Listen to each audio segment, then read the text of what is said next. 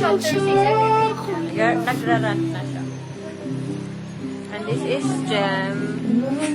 Jem with me. Hi! Only home till your coffee.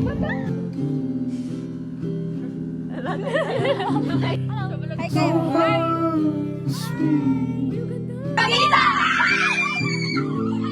Once a time.